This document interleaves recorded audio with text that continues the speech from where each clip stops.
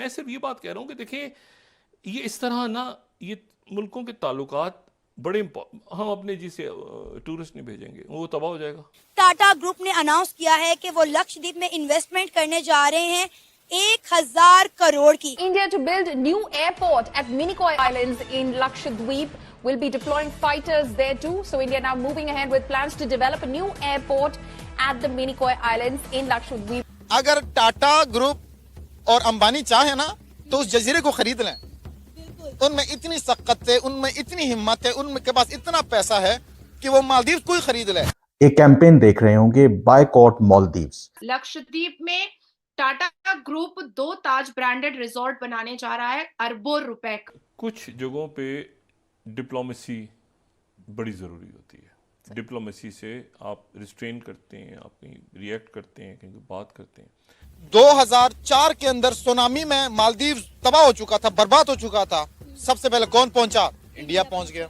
जो बायकॉट मालदीव की कैंपेन है, ये समझा जाता है कि उससे जो मालदीव की जो मईशत है, जो टूरिज्म इंडस्ट्री है, उसको खासा नुकसान पहुंच सकता है। उसका रिएक्शन ही हुआ कि जी फ्लाइट्स कैंसिल कर दो। पाकिस्तान भी परेशान हो गया और मालदीव्स की तो हालत ऐसी हो गई है कि अब उसको समझ में नहीं आ रहा है कि नंगा खाएगा क्या और निचोड़ेगा क्या। वो एक तस्वीर मालदीव के लिए भारी पड़ गई है। 2 लाख से जायद जो भारतीय शहरी हैं, उन्होंने सेहत की गर्ज से मालदीव का जो है वो विजिट किया।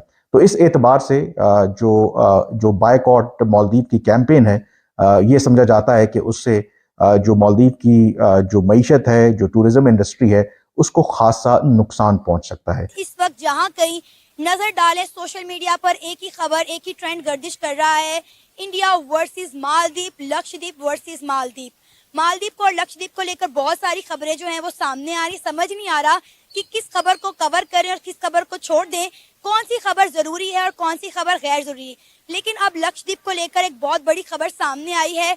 टाटा ग्रुप ने अनाउंस किया है कि वो लक्षद्वीप में इन्वेस्टमेंट करने जा रहे हैं 1,000 करोड़ की। इसी पर बात करने के लिए हमारे साथ मौजूद हैं senior journalist sir Shahid Ali Naeem. इनसे बात करते हैं कि इस सारे मामले पर इनका क्या रद्द अमल है, इनकी क्या राय है। अस्सलाम वालेकुम। वालेकुम अस्सलाम।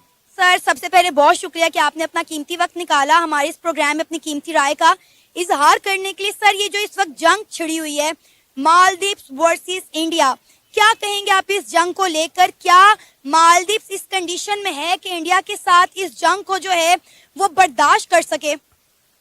बहुत शुक्रिया, आपने हमें मदऊ किया इस प्रोग्राम में। देखिए जी, मालदीव की बात करें तो मालदीव कोई बहुत बड़ा मुल्क नहीं है।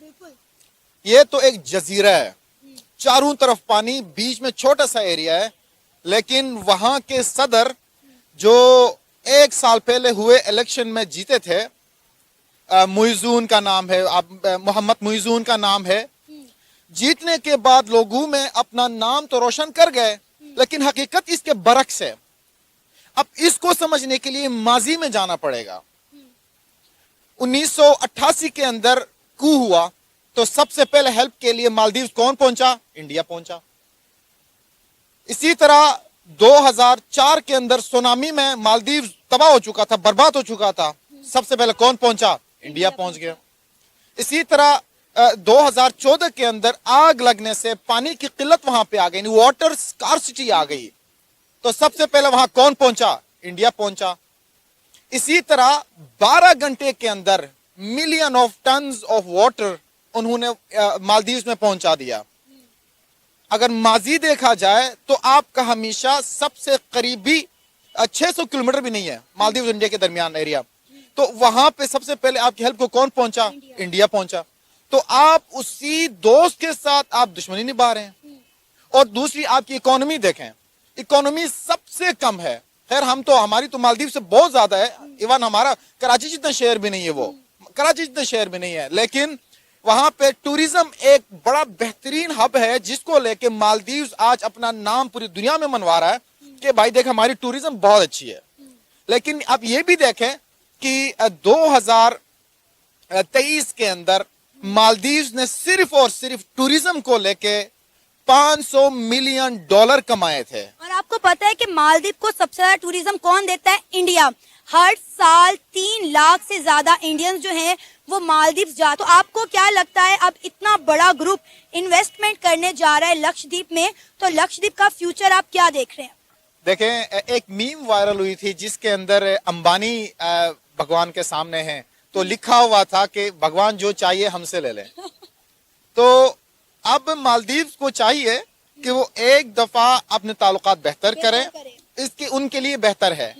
अगर टाटा ग्रुप और अंबानी चाहे ना तो उस जजीरे को खरीद लें।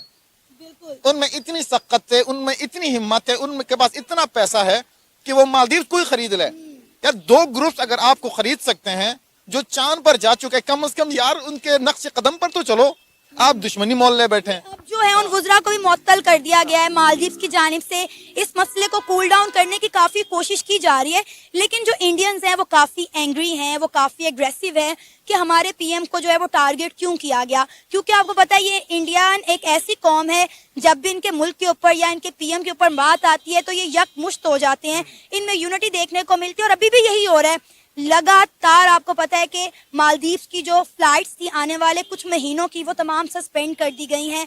सोशल मीडिया पर ट्रेंड चल रहा है बायकॉट मालदीव।